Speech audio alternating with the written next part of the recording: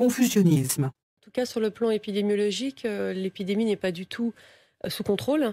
Malgré les efforts qui ont été faits ces dernières semaines, enfin plutôt ces 2 derniers mois, avec le couvre-feu, le reconfinement, on voit bien qu'on n'a pas réussi à casser la dynamique de l'épidémie telle qu'on l'espérait, probablement pour plein de facteurs. Il semblerait tout de même que le confinement et en tout cas le couvre-feu n'ait pas été respecté, puisqu'on sait qu'il y a eu beaucoup de fêtes clandestines dans beaucoup d'endroits en France et qu'évidemment ces fêtes clandestines sont à l'origine de la reprise de la transmission du virus. Emmanuel Macron a-t-il créé un cluster ?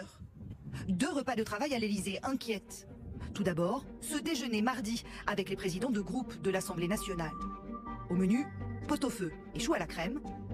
Plus de 12 convives s'assoient autour de la table. Parce qu'on sait qu'il y a eu beaucoup de fêtes clandestines. Un dîner de travail, je crois, qui avait été organisé dans une grande pièce espacée. Malheureusement, on n'est pas à l'abri d'une contamination. C'est qu'une personne infectée qui va se retrouver avec 100 personnes dans un espace clos peu ventilé va contaminer plusieurs dizaines de personnes éventuellement.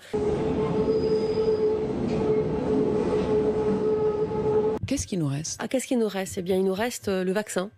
Je ne crois pas à la vaccination obligatoire pour ce vaccin. Parce que d'abord, il faut être toujours très honnête et très transparent. On ne sait pas tout sur ce vaccin. Ce que l'on a vu comme stratégie qui marchait depuis le début de l'épidémie, c'est le confinement. Quand Olivier Véran dit le confinement, un reconfinement en janvier n'est pas une option à l'heure où l'on se parle, pour vous, il faut malgré tout que ça reste une option ? Oui, bien sûr que ça reste une option, évidemment. Je vous rappelle qu'en France, nous avons pris les décisions plus tôt, avec un confinement qui a été important dans notre pays au mois d'octobre, au mois de novembre, nous permettant justement d'éviter ce reconfinement tel qu'il est constaté aujourd'hui chez nos voisins. On a bien compris que pour ce qui est de la réouverture des restaurants et des cafés le 20 janvier, cette date, c'est mort.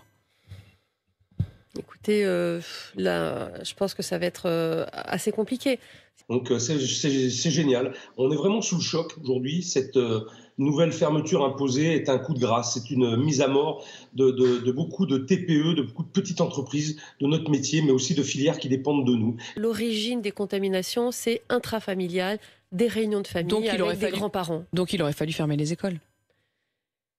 C'est pas tout à fait. Les jeunes, ils l'attrapent où ? Pourquoi ? En fait, le virus circule entre les jeunes, effectivement. S'ils n'allaient pas à l'école, techniquement, ils ne seraient pas contaminés par les autres enfants et donc ils ne ramèneraient pas le virus à la maison. Moi, je pense que c'est pas tant... il faut le prendre dans l'autre sens. Si vous pouvez ne pas amener vos enfants à l'école jeudi et vendredi, c'est la période de 8 jours, vous le faites. Quand je dis qu'il faut le prendre dans l'autre sens, c'est plutôt qu'on a des jeunes et des adolescents, eh bien, il ne faut pas faire ces réunions de famille avec les grands-parents qui sont en situation de fragilité. Et qu'est-ce qu'il nous reste ? Qu'est-ce qu'il nous reste ? Eh bien, il nous reste le vaccin.